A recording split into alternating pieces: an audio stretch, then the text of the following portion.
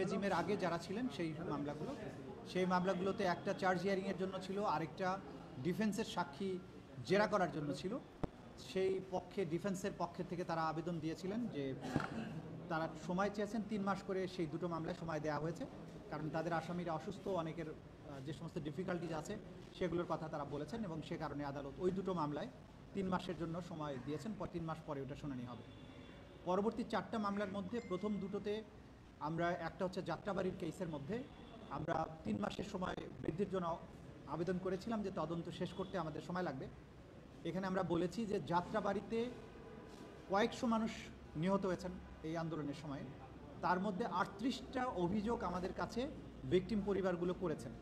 যারা অভিযোগ করেছেন এর বাইরেও স্বপ্রণোদিত হয়ে ট্রাইব্যুনালের তদন্ত সংস্থা এই বিষয়গুলোর তদন্ত করছেন।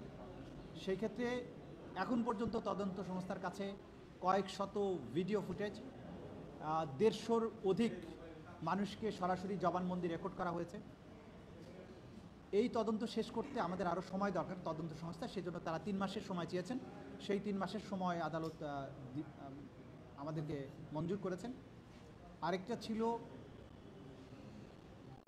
ফার্মগেট এলাকার গোলাম নাফিস, যে আইকনিক কিছু ছবি আপনারা দেখেন, যে রিকশার উপরে জাতীয় পতাকায় মোড়ানো গোলাম নাফিস, যাকে গুলি করে হত্যার পরে, তখন সে জীবিত ছিল, রিকশায় করে তাকে 3টা হসপিটালে ঘোরানো হয়েছে, কোনো হসপিটাল তাকে চিকিৎসা দেয়নি। তাকে একবার ওই টুকরির মধ্যে ভরে সেখানে আগুন দিয়ে পুড়িয়ে দেওয়ারও চেষ্টা করা হয়েছে, ম্যান হলে তার লাশটা ফেলে দেওয়ার চেষ্টা করা হয়েছে। এই ঘটনার তদন্ত চলমান আছে। 3 জনের বিরুদ্ধে গ্রেপ্তারি পরোয়ানা জারি হলেও তারা আগের থেকেই পলাতক থাকার কারণে তাদেরকে গ্রেপ্তার করা সম্ভব হয়নি, এবং আসামিদের গ্রেপ্তার করে তাদের সাথে আরও কারা কারা ছিলেন এই বিষয়গুলো বের না করতে পারলে তদন্ত কমপ্লিট করা যাচ্ছে না। সেজন্য ওখানে 2 মাসের সময় চাওয়া হয়েছে, সেই সময়টা মঞ্জুর করা হয়েছে। আর পরবর্তী যে দুটো, 3 জনই পলাতক। পরবর্তী যে আরও দুটো আবেদন ছিল, একটা হচ্ছে চানখারপুর এলাকার একজন নায়েক সোহেল মিয়া, সাভারের আসাবুল ইয়ামিনকে এপিসির থেকে যে ফেলে দেওয়া হয়েছিল, যে ব্যক্তিটা তাকে আহত অবস্থায় ফেলে দিয়েছিল, সোহেল মিয়া, তাকে ইন্টারোগেট করার জন্য আমরা আবেদন করেছি। তাকে 13ই এপ্রিল তাকে ইন্টারোগেট করার জন্য পারমিশন দিয়েছেন। আরেকজন হচ্ছে চানখারপুলের নাসিরুল ইসলাম, একজন পুলিশ অফিসার, তাকেও ইন্টারোগেট করার জন্য আমাদেরকে অনুমতি দিয়েছেন। সেটা 10ই এপ্রিল করা হবে। এটা ছিল মোটা দাগের প্রসিডিংস। কিন্তু আমি যেটা আপনাদেরকে বলার চেষ্টা করছি আজকে, আমরা আমাদের তদন্ত সংস্থায় কয়েকটা জিনিস স্পষ্ট করা দরকার। একটা হচ্ছে যে কেউ যদি মনে করেন যে ট্রাইব্যুনালে বিচার শুরু হচ্ছে না কেন, ট্রাইব্যুনালের বিচার শুরু হয় তদন্ত রিপোর্টের উপরে ভিত্তি করে। তো তদন্ত, এই যে মানবতা বিরোধী অপরাধের তদন্ত, এটা আমরা বারবারই বলেছি, এটা জটিল এবং সময় সাপেক্ষ বিষয়। এই ট্রাইব্যুনাল যখন আগের রেজিমের সময়ে ছিল, সেই সময় তারা প্রথম তদন্ত রিপোর্ট দিতে 16 মাস সময় লেগেছিল তাদের। সেখানে ঘটনা ছিল তুলনামূলকভাবে অনেক অল্প, সাক্ষী ছিল অল্প। আমাদের এখানে 2টো মামলার চার্জশিটের ড্রাফট, 3টা মামলার চার্জশিটের ড্রাফট আমরা পেয়ে গেছি। একটা হচ্ছে চানখারপুল, একটা আশুলিয়া, আর একটা হচ্ছে শেখ হাসিনার বিরুদ্ধে যেটা মানবতা বিরোধীর কমান্ড রেসপন্সিবিলিটির মামলা, সেটারও ড্রাফটটা আমাদের হাতে এসেছে, যেটার আরও ফার্দার কাজ চলছে। খুব সহসেই 2টো চূড়ান্ত রিপোর্ট আমরা পাবো, এবং এই মাসের মধ্যে অন্তত 2টো মামলার ফর্মাল চার্জ হয়তো দাখিল করা সম্ভব হবে। এর বাইরে আমরা আমাদের তদন্ত সংস্থা, আপনারা জানেন যে গুমের মামলাগুলো তদন্ত করছে। 3টা জটিলতম গুমের সেন্টার, আয়নাঘর আমাদের এই ইনভেস্টিগেটররা তদন্ত করেছেন, আবিষ্কার করেছেন। তার মধ্যে টিএফআই সেল বলে যে সেলটা ছিল, সেটার ভেতরে যেটা ভূগর্ভস্থ অনেকটা বলা যাবে, সেমি ভূগর্ভস্থ সেলগুলো আবিষ্কার করেছে, যেগুলো ওয়াল তুলে বন্ধ করা হয়েছিল, ওয়াল ভাঙতে হয়েছে, পুরো গার্বেজ দিয়ে সেটাকে ভরে রাখা হয়েছিল, সেগুলোকে সরিয়ে এই ক্রাইম সিনগুলোকে বের করতে হয়েছে। এবং আপনারা জানেন এই কাজ করতে গিয়ে স্বয়ং চিফ প্রসিকিউটর তিনি এই ইনভেস্টিগেশন চলাকালে সেখানে প্রেজেন্ট ছিলেন, এবং আমরা যখন না বুঝে সেখানে বোমা ফিট করা ছিল, সেই বোমাগুলোর সাথে টাইমার সেট করা ছিল।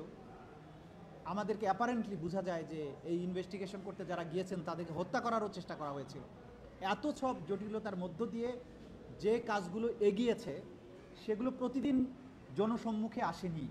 সেই কারণে অনেকেই মনে করতে পারেন যে তদন্ত কাজ কিছু হয়নি।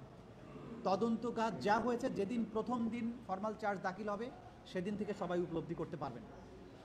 আর আগামী একদিন পরে আমাদের এই তদন্ত সংস্থা এবং প্রসিকিউশন কী কাজ করেছেন সেটার ব্যাপারে আমরা একটা ডিটেইল প্রেজেন্টেশন আপনাদের সামনে প্লেস করতে পারবো আশা করছি 2-1 দিনের মধ্যে।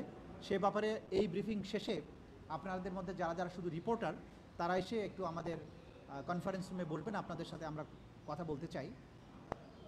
তো মোটা দাগে কথা হচ্ছে, হিউজ পরিমাণের কাজ হয়েছে।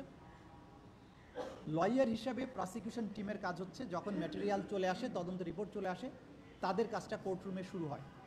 কাজেই আমাদের যারা এই মামলার আসামি তারা নানানভাবে এই বিচার প্রক্রিয়াকে প্রশ্নবিদ্ধ করার জন্য চেষ্টা করবেন। তারা একদিকে চাইবেন তাদের যেন বিচার না হয়, আবার অন্যদিকে তারা ধোঁয়া তুলবেন, বিচার টিচার কিছু হচ্ছে না, তো এই ট্রাইব্যুনালের দরকার নেই, বিচার যাতে না হয়। নানামুখী ষড়যন্ত্র আছে, তারা চেষ্টা করবে বিচারকে বন্ধ করার জন্য, বন্ধ করতে না পারলে বিতর্কিত করার জন্য, কাউকে এম্বারাস করার জন্য, নানান ধরনের ডিসইনফরমেশন ছড়ানোর জন্য। এই সম্পর্কে আমরা সচেতন আছি এবং তারা যে ষড়যন্ত্রগুলো করছে ট্রাইব্যুনালের তদন্ত সংস্থা প্রসিকিউশন এই ব্যাপারে সম্যক অবহিত এবং তাদের অনেককে চিহ্নিত করা হয়েছে। যারা এগুলো করার চেষ্টা করবেন তারা ব্যর্থ হবেন, তাদেরকে আমরা মেসেজ দিতে চাই।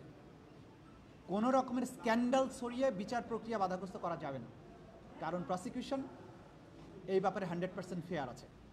আটলান্টিক মহাসাগর সেচতে পারবে তারা, এখানকার কোনো দুর্নীতির খবর তারা বের করতে পারবে না বা দুর্নীতি নাই। এখানে প্রসিকিউশন কমিটেড, এই বিচার জাতির সামনে তারা ক্লিয়ারলি দেখাতে চায়, সেজন্য কাজ চলছে। অচিরেই সেটা দৃশ্যমান হবে, সেই সময় এসে গেছে, আপনারা খুব অচিরেই সেগুলো দেখতে পাবেন। Thank you. এসির বিষয়ে এটা বলেন স্যার। স্যার এসির বিষয় না, অ্যামেন্ডমেন্টে যে আমাদের যে রুলস অফ প্রসিজিওর, ট্রাইব্যুনালের যে কার্যপ্রণালী বিধি আছে সেটা তো আগের সরকারের আমলে যেটা ছিল সেই অবস্থায় রয়ে গেছে। এটা যে পরবর্তী সময়ে আইন সংশোধিত হয়েছে, সেই সংশোধিত আইনের আলোকে এবং বর্তমান পরিস্থিতির বিবেচনায় রুলস অফ প্রসিজিওরকে যুগ উপযোগী করার জন্য অ্যামেন্ডমেন্ট প্রস্তাব ট্রাইব্যুনালের কাছে রয়েছে, বিবেচনাধীন রয়েছে। আপনারা জানেন যে এই রুলস অফ প্রসিজিওর প্রণয়ন করেন ট্রাইব্যুনাল, মানে অর্থাৎ ট্রাইব্যুনালের 3 জন বিচারক, তারা এটা করছেন। সেই কথাটি আজকে আদালতে মেনশন করেছেন যে এই নেসেসারি অ্যামেন্ডমেন্টগুলো খুব দ্রুতই হয়ে যাবে। এটা আলোচনা আছে, যা কিছু এগুলো ট্রাইব্যুনাল ঠিক করবেন, এটা টু আর্লি টু কমেন্ট। ওনারা যখন এটা করে ফাইনাল করবেন তখন আমরা আপনাদেরকে জানিয়ে দেবো। গুরুত্বপূর্ণ প্রশ্ন সেটি হচ্ছে, আপনি সম্প্রতি বলেছেন যে এই বিচারকে বানচাল করার জন্য বা বিচারকে প্রভাবিত করার জন্য টাকা লেনদেন হয়েছে, সেই ধরনের স্পষ্ট প্রমাণ আপনাদের হাতে এসছে। সেই ক্ষেত্রে এই ট্রাইব্যুনালের অথবা প্রসিকিউশনে এখন যারা সরাসরি বিচারের সাথে প্রক্রিয়ার সাথে জড়িত তাদের পর্যন্ত এই অফার এসছে কিনা, এরকম কোনো প্রমাণ আপনারা বা এরকম কোনো আপনারা দুঃখজনকভাবে আমাদেরকে কেউ অফার করেনি। তো যারা এগুলোর সাথে ষড়যন্ত্রের সাথে জড়িত তাদের কাউকে গ্রেপ্তার করা হয়েছে, বাকিদের বিরুদ্ধে নানান ধরনের তদন্ত চলমান আছে। উপযুক্ত সময়ে উপযুক্ত আইনগত ফোরামের মাধ্যমে সেগুলোর প্রতিকার করা হবে, এ ব্যাপারে আপনারা নিশ্চিন্ত থাকুন।